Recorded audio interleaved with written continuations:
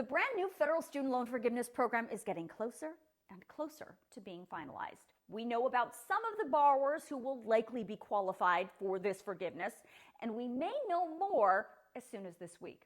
Now, just so we're clear, this is the student loan forgiveness program that the Biden administration announced after the Supreme Court struck down the last proposed plan of forgiving $10,000 or $20,000 of loans for qualified borrowers. Now, it's important for you to understand.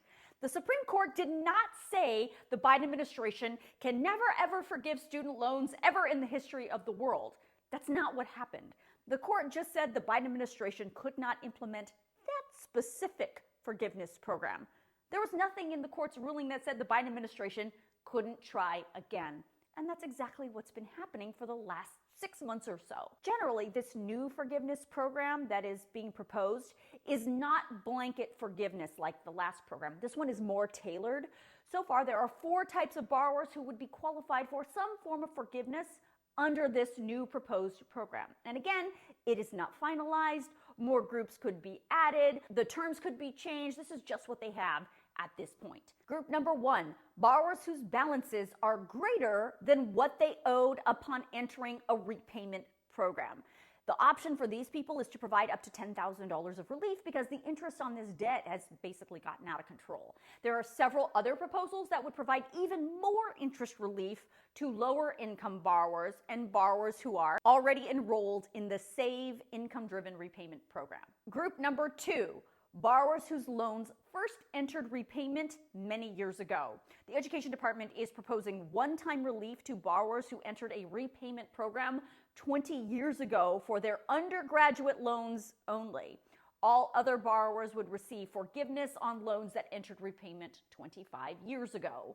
Group number 3, borrowers who are eligible for forgiveness under an income-driven repayment program or programs like the Public Service Loan Forgiveness Program, but they don't realize they're qualified and they haven't applied. This group would just get the automatic forgiveness that they are entitled to under the law, even if they haven't applied for it.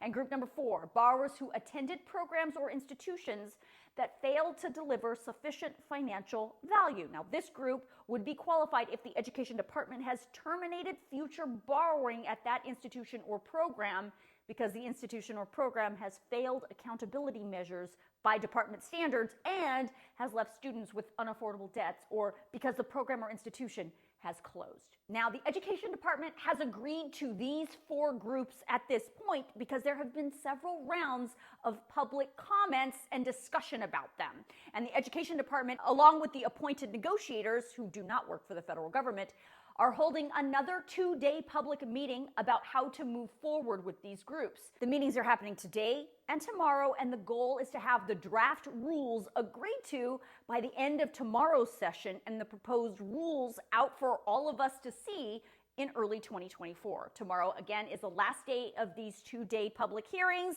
If you want to watch the previous meetings or if you want to watch tomorrow's meeting live, I will email out the registration link in my Newsgirl News Roundup email tonight, so make sure you sign yourself up.